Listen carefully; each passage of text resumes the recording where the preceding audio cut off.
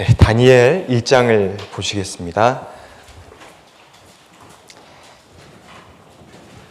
다니엘 1장 8절입니다. 다니엘 1장 8절 같이 읽으시겠습니다. 다니엘은 뜻을 정하여 왕의 진미와 그의 마시는 포도주로 자기를 더럽히지 아니하리라 하고 자기를 더럽히지 않게 하기를 환관장에게 구하니. 이거 마이크 너무 큰 거 아닌가요? 괜찮나요? 제 목소리가 바꿔달라는 게 아니고 너무 이렇게 크게 들려가지고 굉장히 부담이 되네요. 바꿔달라는 거 아닙니다. 잘 들리면 좋죠. 네. 자기 목소리 들어본 적 있으시죠? 그러네. 오늘 1장 8절, 여기 이번 과가 뜻을 정한 다니엘인데, 죄송합니다. 안 바꾸셔도 됩니다. 이거 진짜 사운드 좋다고 칭찬하는 건데, 제가 서툴러가지고 표현이 그렇게 됐는데요. 감사합니다. 네. 혹시 오해하실까봐. 여기 다니엘 1장을 보면서 뜻을 정한 다니엘, 이 주제가 굉장히 중요하기도 하고 우리 아이들에게 또 전달도 잘 돼야 되고 우리에게도 큰 교훈을 주는 그런 내용이 분명히 맞는데 이 본문을 가지고 준비를 이렇게 하다 보니까요, 이거 뜻을 정한 다니엘이면 대략 이런 내용이겠구나, 이렇게 해가지고 이런 내용이 전달되면 되겠구나, 뜻을 정하게 도와줘서 하나님 앞에서 귀한 마음을 가질 수 있도록 도와주면 되겠구나, 이렇게 아주 간단하게만 생각을 하고 본문 이것을 이제 공부를 시작을 했는데요. 이거 공부해보면 해볼수록 이런 내용도 있었네, 이런 내용도 있었네 싶은 것들이요, 많은 거예요.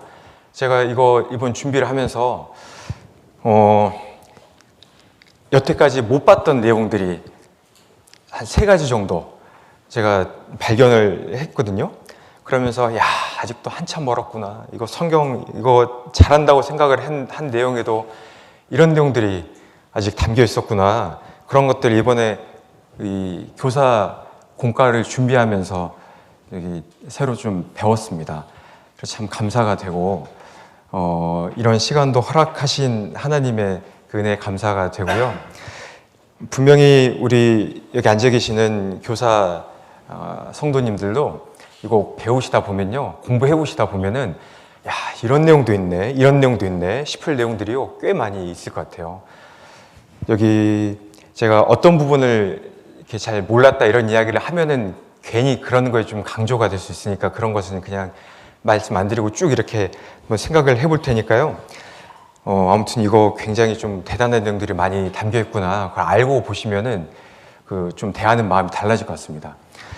여기 1장을 보니까 이 다니엘이 진짜 대단한 사람이더라고요. 보통 그런 사람이 아니더라고요. 여기 바벨론 왕이죠.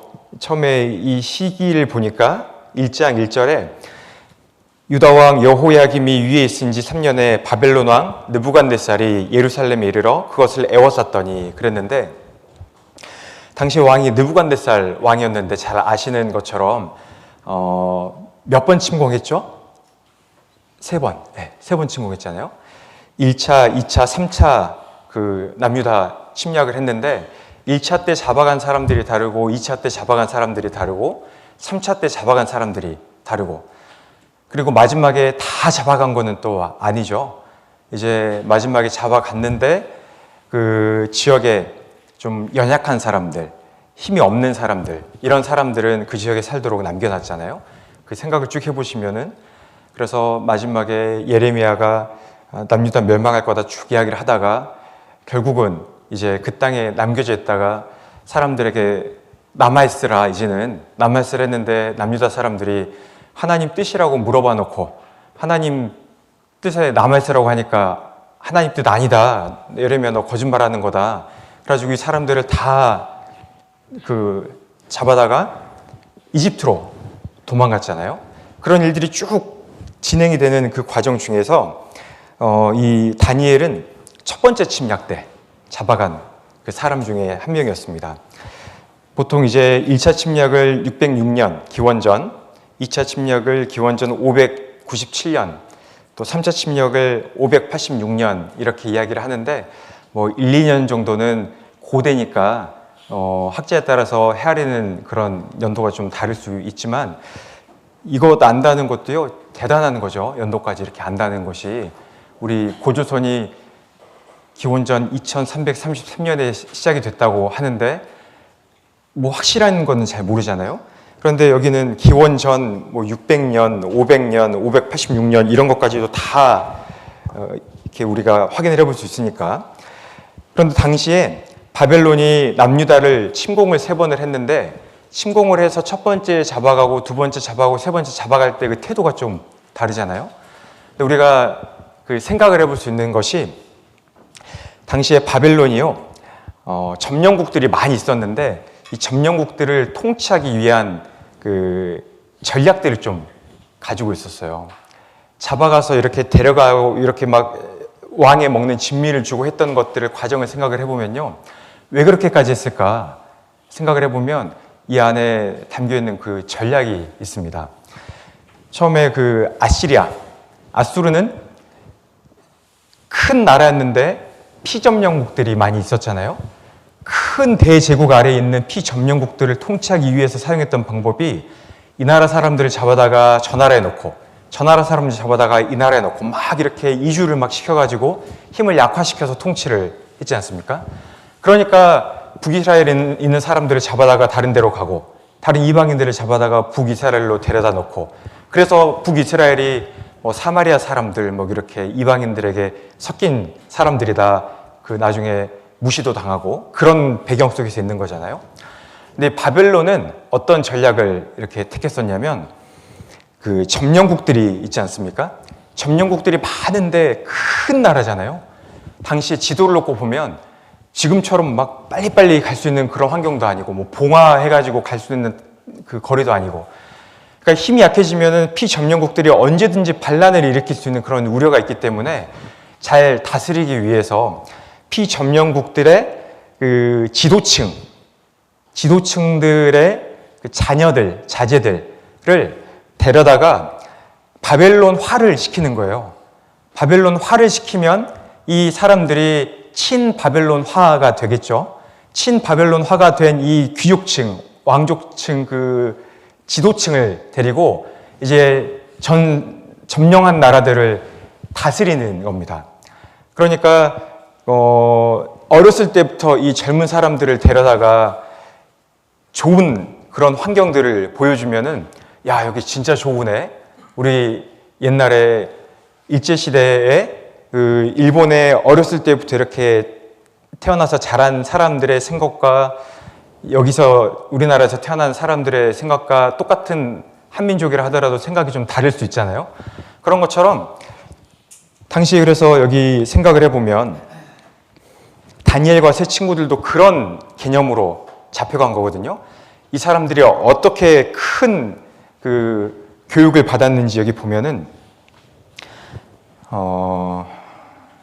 3절에 보시면 왕이 환관장 아스부나스에게 명하여 이스라엘 자손 중에서 왕족과 귀족의 몇 사람 곧 흠이 없고 아름다우며 모든 재주를 통달하며 지식이 구비하며 학문에 익숙하여 왕궁에 모실 만한 소년을 데려오게 하였고 그러니까 이게요 바벨론에 인재가 없어서 각 나라의 좋은 인재들을 데리고 왔다 이런 개념이 아니고 그 나라에 있는 피점령국의 아주 지도층들 그 중에 젊은 소녀들을 데려다가 친바벨론화 교육을 시키려고 그런 전략 속에서 자기들의 그 나라의 뭐라 그러죠? 이렇게 힘을 강력하게 좀 통치를 하기 위한 수단으로 계획을 세워가지고 그렇게 데리고 온 거죠.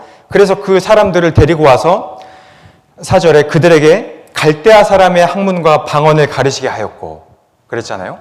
그러니까 바벨론 나라의 학문을 가르치고 야 너네 배우고 있었던 그런 문화랑 우리 문화랑 다르다. 우리 문화가 얼마나 뛰어난 줄 아느냐?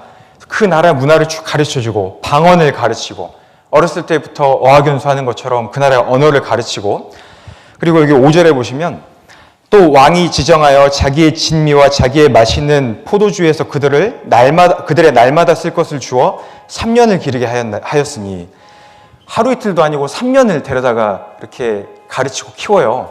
그런데 이 사람들에게 줬던 은혜가 자기의 진미와 자기의 마시는 포도주에서 그들의 날마다 쓸 것을 주어, 왕이 먹는 음식은요 다릅니다.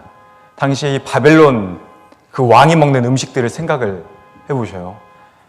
전국에 있는 산의 진미를 다 가져다가, 또 왕이 먹는 거니까 그 독 검사도 이런 것도 다 했을 거고, 독이 있는지 없는지 봤을 거고, 최고로 좋은 것들을 왕이 먹었을 거잖아요.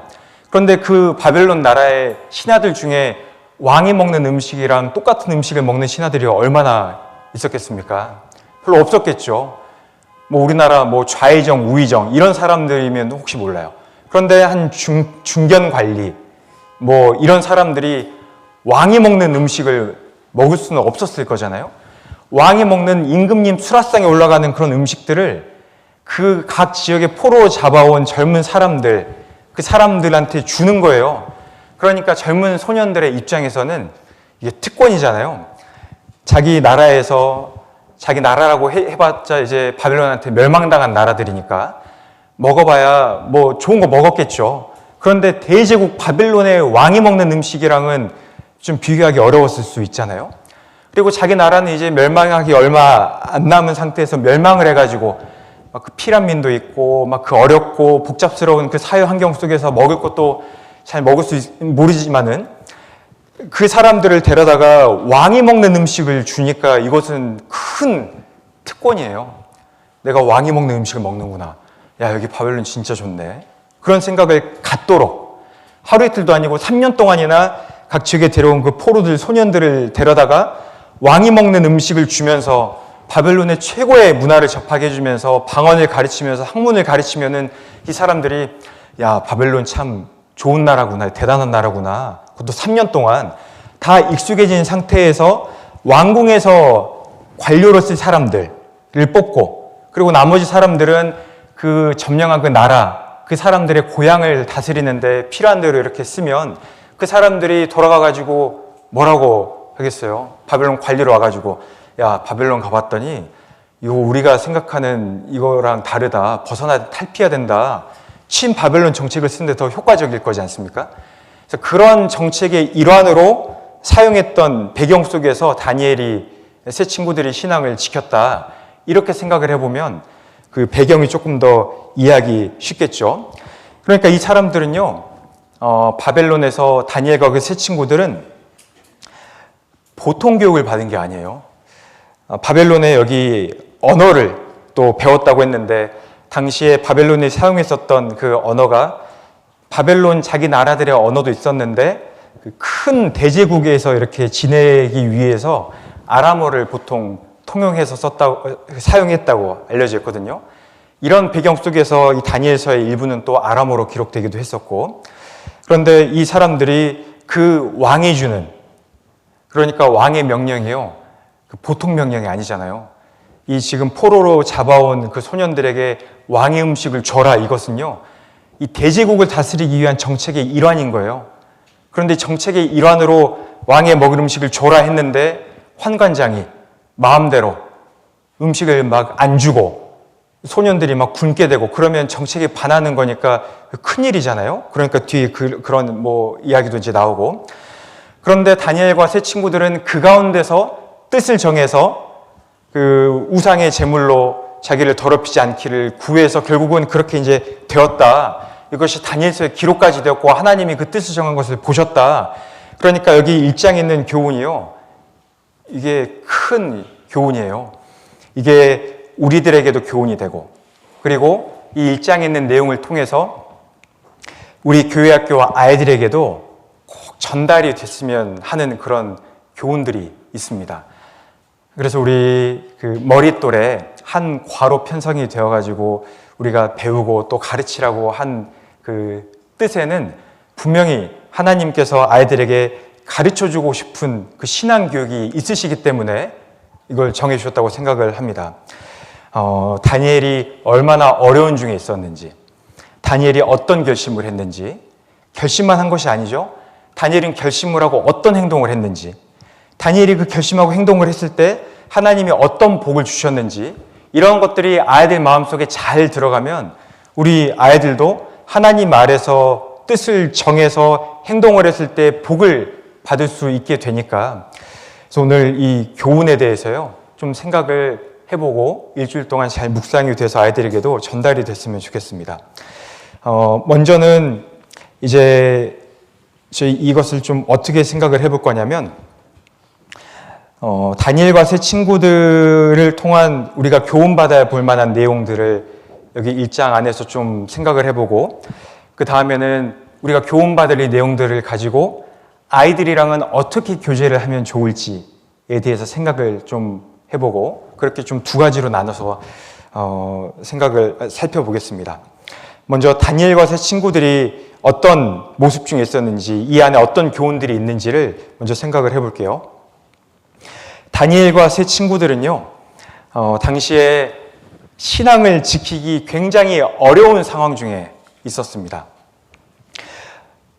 아까 우리 잠깐 생각해 봤던 것처럼 다니엘과 세 친구들이 겪었던 이 1장의 내용들은 국가적인 차원에서 결정이 돼서 진행이 됐던 그 큰 정책의 일환으로 그 사람들에게 교육되었던 내용이 담겨 있어요. 완전히 이 바벨론은요, 소년들을 데려다가 바벨론화 시키려고, 바벨론 사람으로 동화시키려고 모든 초점이 맞춰져 있었다는 것을 알 수가 있거든요. 그래서 여기에 먼저 그 사람들이 했던 것이 그 창시계명이잖아요. 우리 일제시대로 보면은 6절에 그들 중에 유다 자손 곧 다니엘과 하나냐와 미사엘과 아사랴가 있었더니 환관장이 그들의 이름을 고쳐 다니엘은 벨드사살이라 하고, 하나냐는 사드락이라 하고, 미사엘은 메삭이라 하고, 아사랴는 아벳느고라 하였더라. 그랬는데 남유다 사람들이었기 때문에 그 하나님에 관련된 이름이 있었는데 그 이름들이 바벨론 신과 관련된 이름으로 다 바뀐 거예요.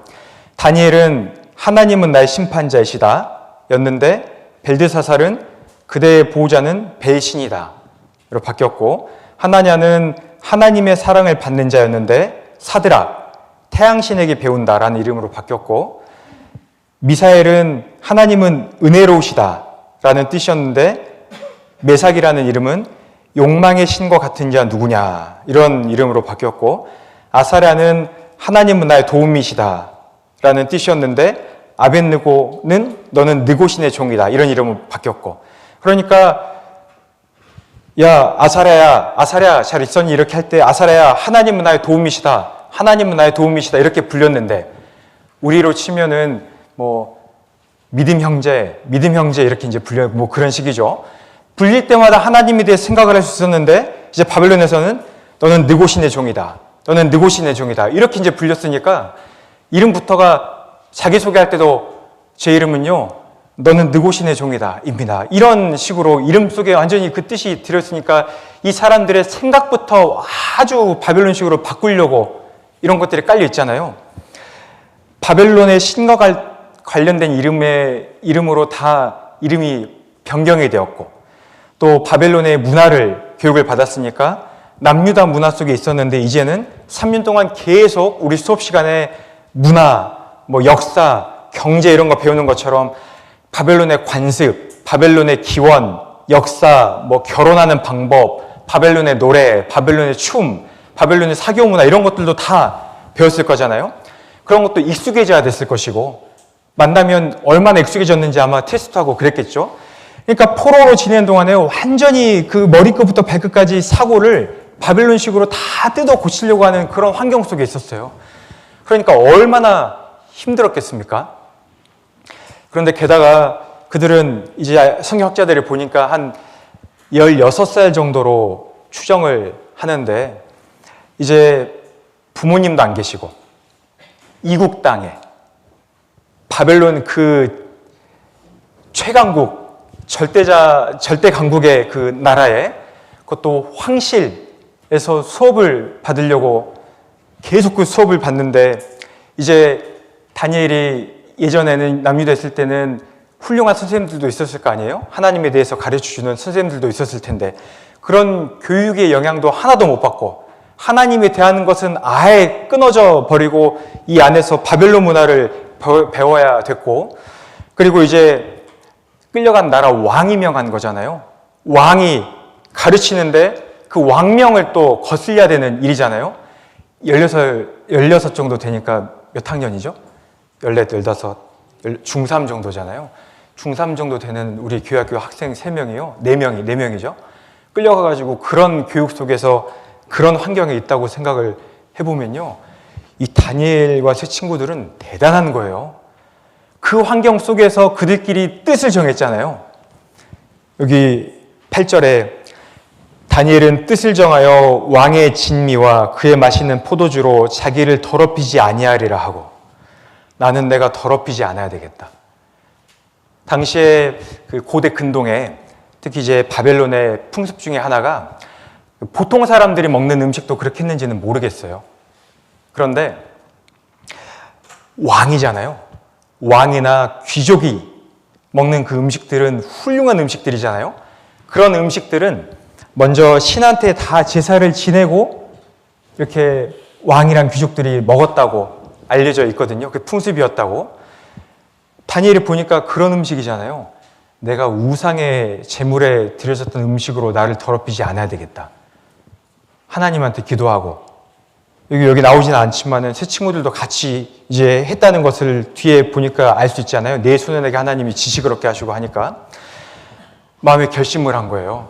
내가 이런 왕 먹는 그 음식, 그 진미들로 내가 그 포기한다 하더라도 채식만 먹고 물만 먹는다 하더라도 내 몸을 지켜야 되겠다. 그런 뜻을 정했어요. 자기 나라는 지금 다 망했잖아요. 시드기야 왕은 어떤 꼴을 당했습니까? 시드기야 왕은요, 이제 이후의 일이지만 3차 때지만 이후에 아들들 눈이 다 뽑혔어요. 그리고 이 나라에 끌려왔거든요. 이제 그런 시기에 있는 남유다에서 먹었던 음식인데 이제 포로 끌려갔는데 왕궁에서 갔더니 아웃백에 나오는 그것도 보통 아웃백 음식이 아니라 그 블랙라벨, 립 막 이런 거 그런 음식들이 막 나온다고 생각을 해보셔요. 그리고 왕의 포도주니까 포도주도 아주 극상품 뭐 포도주가 무슨 맛인지는 잘 모를 수 있지만은 아무튼 와인 좋아하는 사람들 그런 이야기 하잖아요. 아 이거는 좋다 안 좋다. 근데 극상품 포도주가 나오고 그런 음식들이 막 쫙 차려지고 다른 소년들은 다 먹을 거 아니에요? 다 먹어요. 그런데 그거 나는 이거 안 먹고 나는 아웃백에 뭐 블랙립이든 옛날에 빕스, 지금도 빕스 있지만 프리미엄에 나오는 그런 음식들보다는 샐러드, 그 채식, 이런 물 이런 것만 먹어야지 하고 얼마나 했는지도 나오죠? 몇 년 먹었죠? 3년을 그렇게 먹은 거예요. 다이어트도 1, 2주 한 달 하기도 힘든데 3년 동안 이 뜻을 한번 정해가지고 쭉 밀고 나가는 이것을 생각을 해보면요. 다니엘 대단한 사람이잖아요. 그런데 그 어려움 속에서 뜻을 정했는데 뜻을 정한 것만이 다가 아닙니다. 다니엘은요. 뜻을 정한 대로 실제로 행동을 했습니다. 뜻을 정하기만 한 거랑 행동을 한 거랑은 다르죠. 우리도 뜻을 정하기는 얼마나 많이 정해요. 근데 행동으로 옮기려고 하면 그거 어렵잖아요. 내가 내 몸을 더럽히지 않아야 되겠다. 뜻을 정했는데 누구한테 이야기해야 되냐면 환관장한테 이야기를 해야 돼요. 근데 환관장이요. 굉장히 높은 자리였던 것 같아요.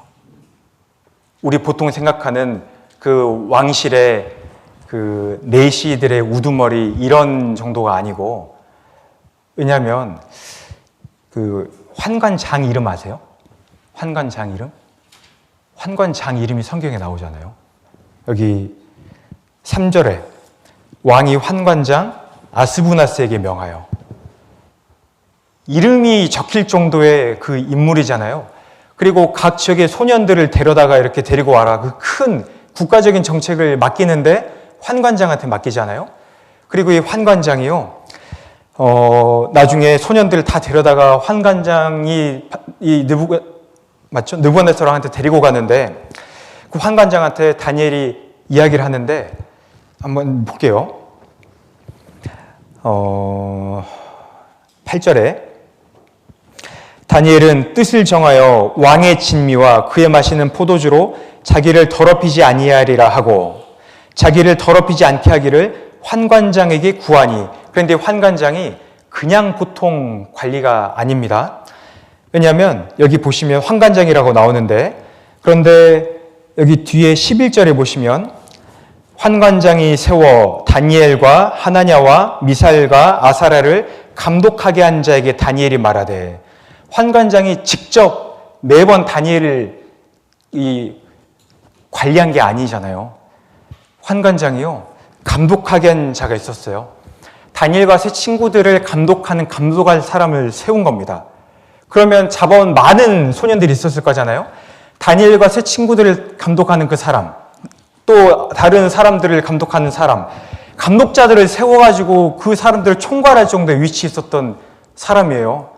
그 사람한테 다니엘이 가가지고 이야기를 하잖아요.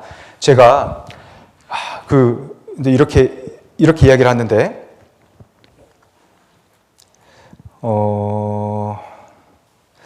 왕의 진미와 그의 마시는 포도주로 자기를 더럽히지 아니하리라 하고 자기를 더럽히지 않게 하기를 환관장에게 구하니 저를 더럽히지 않으려고 합니다. 제가 그 왕에 나오는 진미와 포도주를 안 마실 수 있도록 해주십시오 라고 이야기를 했더니 하나님이 다니엘로 환관장에게 은혜와 긍휼을 얻게 하신지라. 여기 좀 생각을 해보셔요. 이 상황을 좀 생각을 해보셔요. 그때 당시라고 들어가셔가지고 하나님이 환관장한테 다니엘에게 은혜와 긍휼을 베풀 수 있는 마음을 주셨어요. 다니엘이 환관장한테 이렇게 해주십시오라고 청했더니 환관장이 다니엘에게 대번에 너 지금 무슨 소리냐, 큰일 날 소리 하고 있네, 너 감히 그런 이야기를 해, 이렇게 이야기를 안 하고 이렇게 이야기를 하잖아요. 10절에 환관장이 다니엘에게 이르되 내가 내 주 왕을 두려워하노라. 그가 너희 먹을 것과 너희 마실 것을 지정하셨거늘 너희의 얼굴이 처치하여 동무 소년들만 못한 것을 그로 보시게 할 것이 무엇이냐. 그렇게 되면 너희 까닭에 내 머리가 왕 앞에서 위태하게 되리라 하니라. 이렇게까지 설명을 하잖아요. 마음속에 다니엘과 세 친구들에 대한 여기 하나님께서 은혜와 긍휼을 얻게 하신지라. 그 번역에 보면 이 긍휼이라는 단어가 부모가 자녀에게 느끼는 그런 마음을 표현한 거라고 또 그런 번역이 되어 있던데, 은혜와 긍휼을 얻게 해가지고 그 마음에요, 이제 내가 너희 이야기를 들어주고 싶은데, 그런데 내가 내 주 왕을 두려워한다. 너 느부갓네살 왕이 얼마나 무서운 왕인지 아느냐. 내가 내 주 왕을 두려워한다. 그 왕이 나한테 이야기한 거다. 왕명이다 이것은. 그런데 너희 얼굴이 처추하여 동무 소년들만 못한 것을 그로 보시게 할 것이 무엇이냐. 지금 이 소년들을 데려다가 좋은 음식 먹여가지고요 바벨론화를 시켜야 되는 거예요. 그런데 왕 앞에 가봤더니 이 소년들이 얼굴이 안 좋아요. 왕이 무슨 일이냐 하고 봤더니 환관장이 자기 마음대로 왕이 명령을 해가지고 왕이 먹는 진미와 포도주를 주러 갔는데 마음대로 그것을 제하여버리고 채식만 줬어요. 너 이놈 환관장, 네 마음대로 내가 명한 것을 끊어? 내가 무슨 뜻으로 한 건 줄 알고? 이렇게 나오면 이제 그렇게 되면 너희 까닭에 내 머리가 왕 앞에서 위태하게 되리라. 관직만 빼앗기는 게 아니라 죽을 수도 있다. 지금 그 이야기잖아요. 그런데 이렇게 부드럽게 이야기를 했는데 이 다니엘이요, 한 번 이야기한 다음에 이게 거절당했지 않습니까? 거절당하니까 포기 안 했어요. 이 다니엘이 진짜 대단한 사람이에요. 환관장한테 이야기를 했는데, 여기 우리 중3 학생이 이야기했는데 그 나라의 왕이 명한 그 환관장이 안 된다 이렇게 이야기를 했어요. 그러면은 어떻게 할까요? 우리 같으면은 할 만큼 했는데 간 떨어질 뻔했네. 그래서 저렇게 부드럽게 이야기해 주니까 고맙다. 이제 어떻게 하지? 그래도 할 만큼 했는데 하고 하나님의 기도를 하겠죠. 그런데 다니엘은요, 여기 뒤에 보시면 11절에 환관장이 세워 다니엘과 하나냐와 미사엘과 아사랴를 감독한 자에게 다니엘이 말하되, 이제 환관장한테 이야기한 게 아니고 환관장이 또 다니엘과 세 친구들을 감독하게 세운 거, 감독관이 또 있어요. 그 밑에 하급관리 정도 되겠죠. 그 감독관한테 다니엘이 또 이야기한 거예요.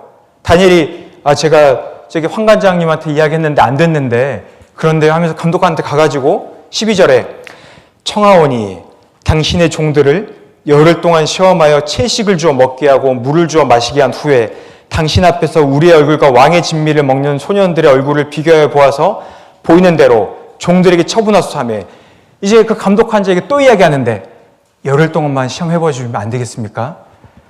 저희 만약에 음식을 우리가 채식을 할 텐데 다른 사람들이랑 비교해 봐가지고 안 좋으면 그때는 마음대로 하셔도 됩니다. 근데 이렇게 좀 해주시면 안 될까요? 또 물어본 거예요. 그러니까 이 감독하는 자가 14절에 그가 그들의 말을 조차 열흘을 시험하더니, 열흘 동안 시험해보죠. 그 다음에 15절에 열흘 후에 그들의 얼굴이 더욱 아름답고 살이 더욱 윤택하여 왕의 진미를 먹는 모든 소년보다 나아 보인지라. 그러므로 감독하는 자가 그들에게 분정된 진미와 마실 포도주를 취하고 채식을 주니라. 이 감독하는 자가요, 시험을 해봤더니 진짜 얼굴이 더 좋은 거예요. 그러니까 환관장이 아니고 감독하는 자가 그들에게 분정된 왕의 진미와 포도주를 빼고 채식을 준 거예요. 결국은 다니엘이 얻어냈잖아요. 마음을, 이 몸을 이렇게 지키는 것으로. 그런데 이 내용을 보면은 그러면 환관장도 못한 일을 감독하는 자가 마음대로 제했을까? 이제 이런 의문이 들잖아요. 그래서 성경학자들은 감독하는 자가 자기 마음대로 감히 왕명인데 마음대로 제했을 리가 없다. 환관장이랑 의논이 돼서 환관장에 묵인이 있었든지 환관장이 허락을 해줬든지 아무튼 환관장이 아는 범위 아래에서 이렇게 행동을 했을 거다, 그렇게 이야기를 하는데 그럴 거라고 생각을 해요. 타당하잖아요.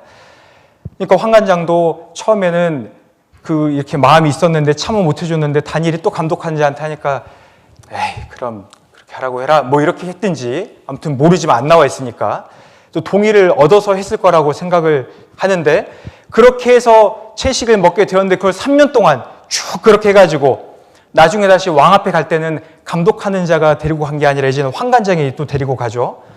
여기 18절에 왕의 명한 바 그들을 불러들일 기한이 찼으므로 환관장이 그들을 데리고 느부갓네살 앞으로 들어갔더니, 이제 그들을 불러들일 기한, 아까 3년이라고 했는데 3년의 기한이 다 차니까 이제 환관장이 책임 맡은 소년들을 다 데려다가 왕 앞으로 데리고 가서 보여주는 모습이 나옵니다.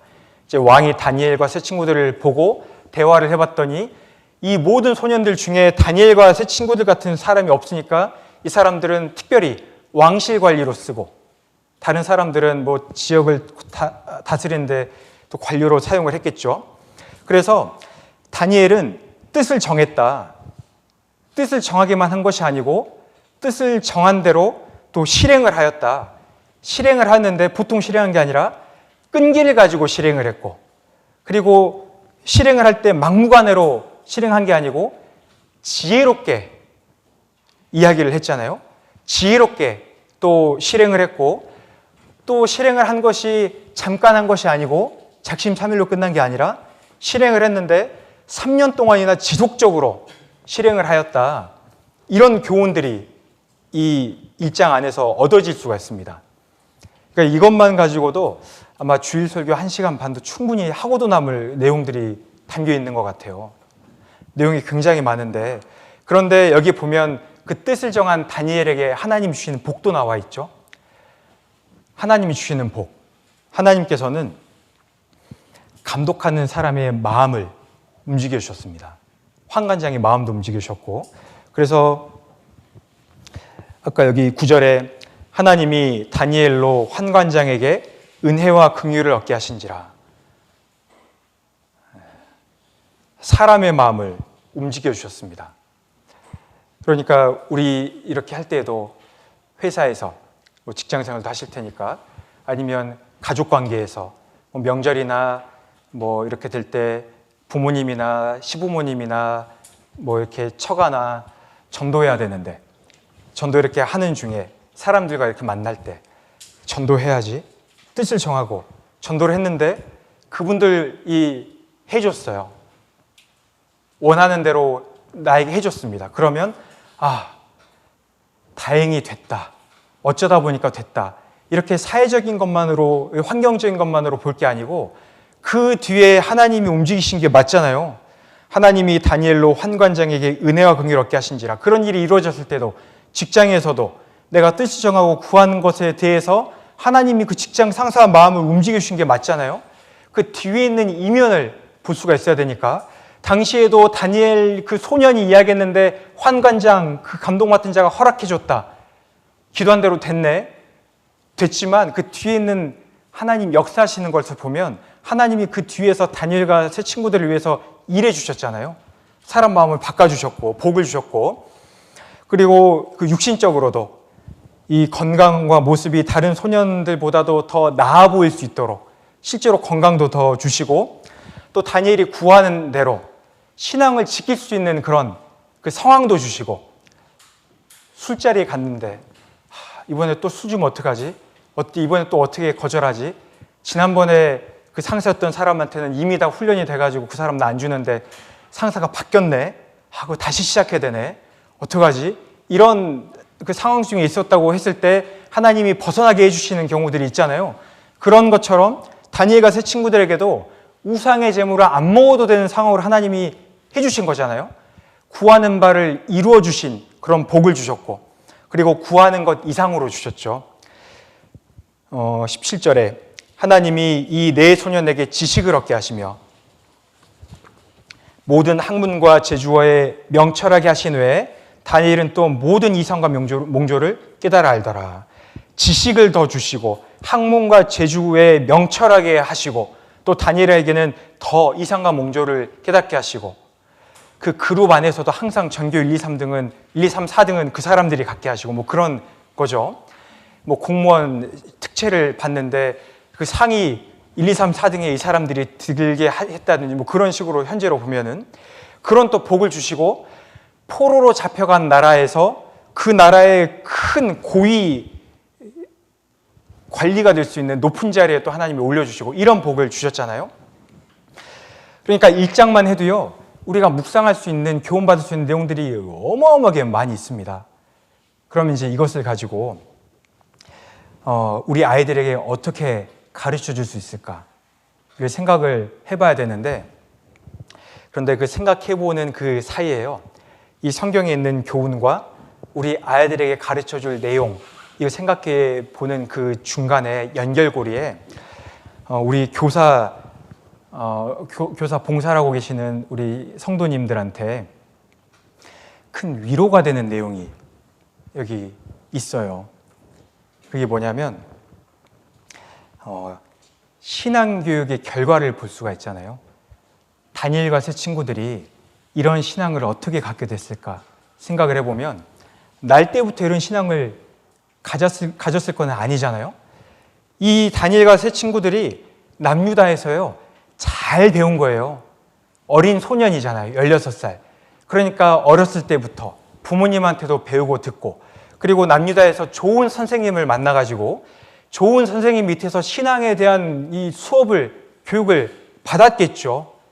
신앙에 대해서 누군가는 어렸을 때 신겨줬기 때문에 그 신앙이 이런 어려운 상황에 들어갔을 때 발현이 된 거잖아요. 맞죠? 그러니까 이 세 친구들이 남유다에서 어떤 신앙교육을 배워왔을지 그걸 우리가 생각을 해볼 수가 있어요. 그러니까 그 소년 시절에도 하나님 앞에서 성경에 기록될 만큼 큰 중요한 결심을 할 수가 있었잖아요. 우리도 이 어린 아이들에게 신앙을 심겨주는 것이요, 반드시 이거 남는 겁니다. 안 남는 게 아니고, 초등학생들 어려 보이잖아요. 어렸을 때부터 우리가 잘 가르쳐 준 것들이 심겨요. 변하지 않는 것처럼 보이고 철없는 것처럼 보이고, 그래도 이 다니엘과 친구들도 그랬을 거 아니에요. 어렸을 때 막 뛰어놀고 철없이 행동했겠지. 그러다 어느 순간부터 딱 그 심겨져 가지고 막 변화되어 성장이 됐겠죠.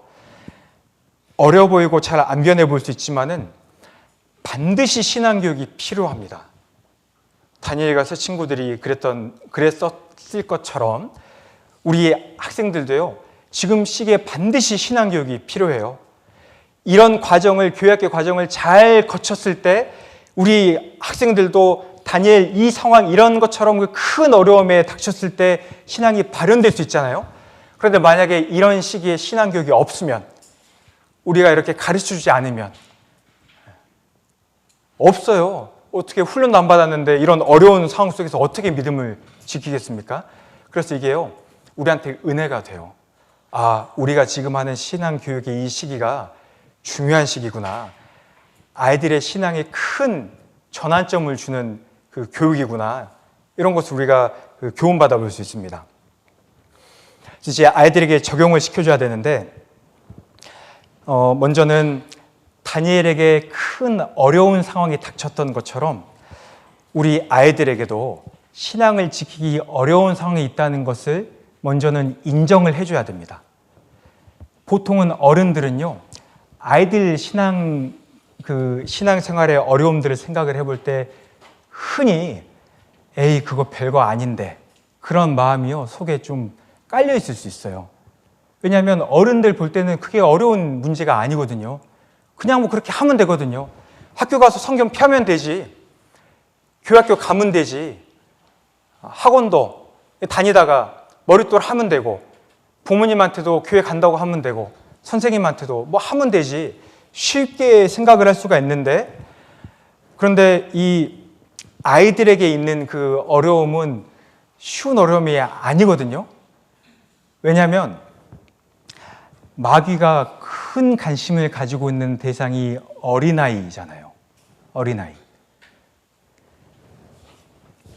그 모세가 태어날 때 마귀가 이집트의 일을 해가지고 당시에 파라오 왕한테 역사를 해가지고 뭘 했죠? 어린아이들 다 죽이는 일을 했잖아요. 그 이스라엘 사람들의 그 어린아이들, 남자아이들 다 죽이는 일을 했잖아요. 마귀가요, 어린아이들 공격하는데 관심이 있어요. 왜냐하면 미리 싹부터 잘라놓으면 훨씬 쉽거든요. 이 사람이 나중에 커가지고 성장이 탁 돼가지고 신앙이 되었을 때 그 사람 신앙을 넘어뜨리기는 어려운데, 어렸을 때부터 싹을 끊어놓으면 훨씬 쉽거든요. 그러니까 마귀가, 하나님 볼 때는 똑같은 영혼인데 마귀가 귀한 한 영혼 그거 끊어뜨릴 때 사람이 생각하는 것처럼 힘을 조금만 쓸까요? 아니면은 마귀가 할 수 있는 최고의 힘을 쓸까요? 자기의 생각할 때는 최고의 전략을 쓰는 거예요. 이 한 영혼으로 봤을 때 그 영혼을 무너뜨리기 위해서 이 영혼에게 제일 힘든 그 수단을 쓰는 거거든요. 그러니까 아이들 입장에서는 아이들이 놓여 있는 이 상황이요, 굉장히 어려운 상황인 거예요. 어른들 볼 때는 쉬워 보이지만, 그걸 먼저 인정을 해줘야 돼요. 아이들에게, 야, 너네 힘들겠다, 말만 하지 말고 진짜 힘든 거예요. 힘들겠다, 그런데 그거 별거 아니야, 해봐, 이렇게 이야기하지 말고 진짜 힘들겠다, 이거 알아줘야 돼요. 아이들이 세상 문화 속에 있을 때 바벨론 문화를 배워야 되고, 바벨론 문화를 익혀야 되고, 바벨론의 그 타락한 그 성적인 문화, 뭐 개방적인 문화, 우상 숭배하는 문화, 그런 문화들을 익숙하게 돼야만 되고, 잘 익숙하게 되느냐 못 되느냐가 평가를 받고 그 안에 살아가야 되고, 다니엘 가서 친구들이 그랬던 것처럼 우리 아이들도 이제 세상 속에서 살아가잖아요. 요즘 초등학교 저학년들도요, 다 뉴진스 알고요, 또 뭐 알더라? 아이브? 네, 뭐 장원영이 뭐 예쁘다 안 예쁘다 그런 이야기도 하고 막 춤추고 벌써 그래요. 그래서 아빠 밤양갱이 뭐야? 그러더라고요. 자기는 모른대요. 친구들 다 아는데. 그러니까요, 그런 문화 속에서 지금 벌써 살아가는데 마귀는 그걸 주입시키려고 막 하는데 그 안에 신앙 지키기가 아이들은 어려워요. 어렵다는 것을 먼저 알아줘야 되고, 그리고 그 아이들이 뜻을 정할 수 있도록 도와줘야 되잖아요. 제가 개인적으로 교회 학교에 있을 때, 교사로 말고 학생으로 있을 때, 제가 7살 때부터 우리 교회를 다녔거든요. 그러니까 이제 학생 때, 교회 학교 있을 때, 학생 시절에 그때 그 위로가 됐던 내용 중에 하나가 이 다니엘 내용이었어요. 공감하시는 분들도 많이 계시겠지만은, 야, 어렸을 때 하나님 앞에 다니엘이 결심을 했는데 그게 성경에 실릴 정도의 결심이었구나. 그게 저한테 그 큰 교훈이 은혜가 돼가지고 학생 시절에 하나님 앞에 세운 그 뜻도 하나님 귀하게 보시는구나, 그런 은혜가 많이 됐거든요. 우리 학생들이 하나님 앞에 뜻을 세웠을 때요, 그게 그냥 그 어리광식으로 어린 마음에 세우는 그런 뜻이라고 보면은 안 됩니다. 그 아이들도요, 하나님 보실 때는 귀한 뜻을 세웠을 수 있어요. 우리가 옆에서 도와줘서 아이들이 뜻을 정하잖아요. 그러면 그게 어쩌면은요, 그 아이의 인생에 놓고 봤을 때에는 자기 인생에서 제일 중요한 그 전환점이 되는 그 뜻을 세우는 그 순간이 될 수도 있는 거예요. 그러니까 아이들에게도 뜻을 세울 수 있도록, 그런데 우리 아이들이 뜻을 세우는 그것이 큰 뜻이라는 것을 먼저 우리 선생님들이 인지한 상태에서 도와주면 훨씬 나을 것 같습니다. 그리고 다니엘이 뜻을 정했던 것은 다른 뜻을 정한 게 아니라 세상과 구별되기 위한 뜻을 정하는 거죠. 우상의 제물로 자기를 더럽히지 않기를 구했으니까. 우리 아이들 뜻을 정하게 이제 도와주자고 머릿돌에 나오던데 어떤 것을 도와줄까? 구별되는 것을 좀 도와줬으면 좋겠다는 그 바람이 머릿돌에 좀 담겨 있는 것 같아서, 대신에 이제 구별은 되지만 세상의 공부도 열심히 해야 되고 신앙 공부도 열심히 해야 된다. 이거 두 가지를 같이 가르쳐 줘야 될 것 같습니다. 어떤 아이들은 세상 공부는 덜 해도 돼요, 교학교 공부만 해도 돼요, 이런 아이들도 있고 반대인 경우도 있고, 세상의 공부도 열심히 해야 되고 대신에 동화되면 안 된다. 다니엘은 바벨론 문화와 학문에 열심히 해가지고 제일 뛰어났지만 동화되지 않았잖아요. 자기 믿음을 지켰던 것처럼 세상 공부도 열심히 하지만 동화되면 안 됩니다. 동성애 교육 벌써 초등학교 때부터 배워요. 그래서 그 남자, 여자, 그 가운데 성, 세 가지 성을 요즘 학교에서도 배우더라고요. 그런 것들이 있다. 세상에서는 그렇게 한다. 그런데 성경에서는 이렇게 가르쳐주고 있다. 안 상태에서 배워야 된다. 이걸 이제 알려줘야죠. 진화론을 배운다. 그런데 그것은 학문이다. 성경에서는 창조론을 가르쳐 주신다. 창조론이 맞는데 이제 살아갈 때 우리가 도움이 되기 때문에 학교 공부도 해야 되는 거다. 보통 하는 게 아니라 잘해야 된다. 잘 알고 있어야지 구별할 수 있으니까 같이 할 수 있도록. 그리고 이제 결심을 하도록 도와주는데 아이들 수준에서 할 수 있는 결심을 도와주면 좋겠고요. 그리고 이제 결심을 했으면 행동할 수 있도록 도와줘야죠. 행동할 수 있도록 용기를 가지고 황관장에게 이야기했던 것처럼 용기를 가지고 한번 해볼 수 있도록, 그리고 용기를 가지고 또 감독 맡은 자에게 다시 또 이야기했던 것처럼 안 됐다고 포기하지 말고 안 됐으면 다음날 다시 또 해볼 수 있도록 끈기를 가지고 행할 수 있도록, 그리고 끈기를 가지고 해보는데 지혜롭게, 막 무턱대고 막무가내로 하는 게 아니라 지혜롭게, 근데 지혜롭게 하는데 그 지속성을 가지고 3년 동안 했잖아요. 그러니까 일주일 동안 해보자 그렇게 이번에 나왔던데 일주일 동안 하루만 하는 게 아니라 한번 좀 이렇게 쭉 해볼 수 있도록, 그렇게 하면 하나님께서 복을 주신다. 하나님이 실제로 움직이십니다.